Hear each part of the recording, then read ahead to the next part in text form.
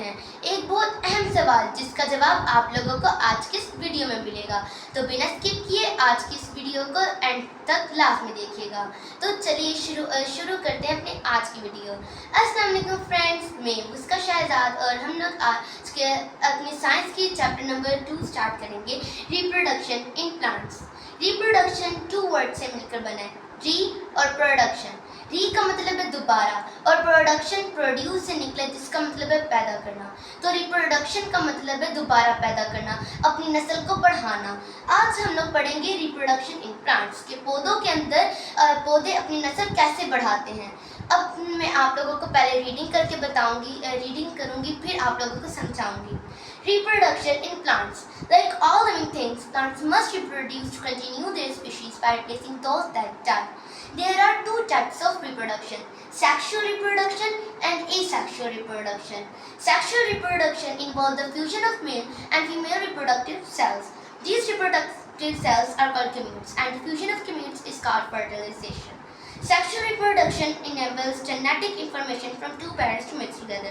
The offspring produced are genetically different from each other and from their parents. In this way, sexual reproduction leads to variety in the species. Asexual reproduction does not involve gametes or fertilization. Only one parent is required, so there is no fusion of gametes and no mixing of genetic information.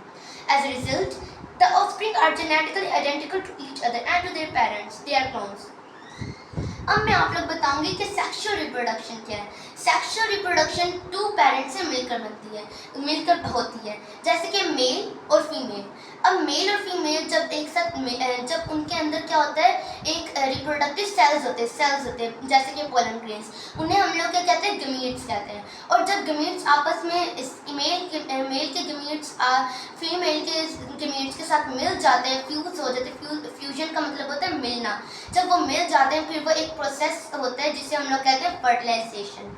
और जब sexual reproduction होती है उसमें एक genetic information होती है। Genetic information से क्या होता है, जेनेटिक वेरिएशन होती है। जैसे कि ये एक प्लांट, ये मेल है और ये फीमेल है। अब ये जो इनके जो गमीट्स हैं वो आपस में मिले हैं और ये क्या हुआ है, फर्टिलाइजेशन हुई है और उनका एक बच्चा पैदा हुआ है।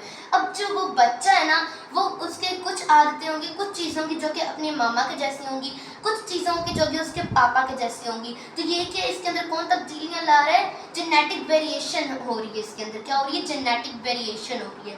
तो यही उन्होंने बताया। और जो ऑफस्प्रिंग है ना, हमेशा साइंस में जो वर्ड ऑफस्प्रिंग है इसका मतलब है बच्चा।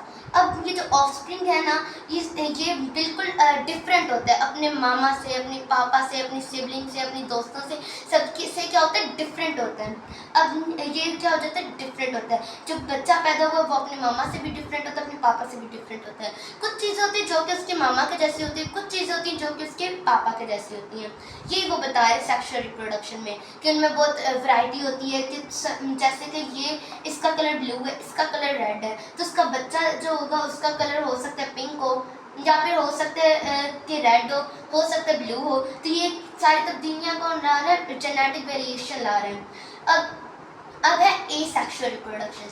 अब आप लोगों ने हमेशा याद रखना है कि जो एसेक्सुअल रिप्रोडक्शन है, कुछ चीज़ें होती हैं साइंस में कि किसी वर्ड से पहले ए आता है। जैसे कभी यहाँ पे सेक्सुअल है, सेक्सुअल से पहले क्या आ गया, ए आ गया। अब ये जो ए है इसका मतलब क्या है, विदाउट, यानी कि बगैर।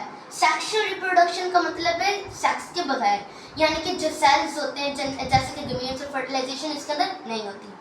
अब एसेक्सुअल रिप्रोडक्शन जो होती है उसके अंदर नए गमीट्स होते हैं, नए गमीट्स जो होते हैं वो एक साथ मिलते हैं, नई फर्टिलाइजेशन होती है और ना ही उसमें कोई जो जेनेटिक वेरिएशन होता है ना ही उसमें वो होती है।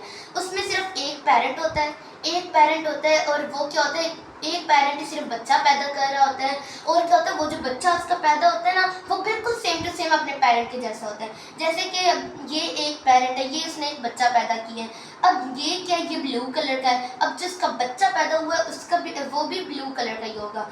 अगर इसकी शेप ऐसी है तो अगर इसकी शेप ऐसी है तो इसके बच्चे की शेप भी वैसी होगी। तो अब ये जब एसेक्सुअल रिप्रोडक्शन में क्या होते हैं, क्लोन्स होते हैं।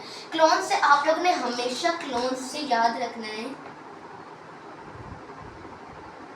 क्लोन्स से आप लोगों ने हमेशा याद रखना है कॉपी, यानी कि बिल्कुल सेम टू सेम जैसे उसके जैसे उसका पेरेंट है वैसे क्या उसका बच्चा है, उसका ऑफस्प्रिंग है। अब आप लोगों ने हमेशा याद रखना है ये भी सी है, ये भी सी है, दोनों सेम होंगे तो ये क्या है, क्लोन्स, कॉपी।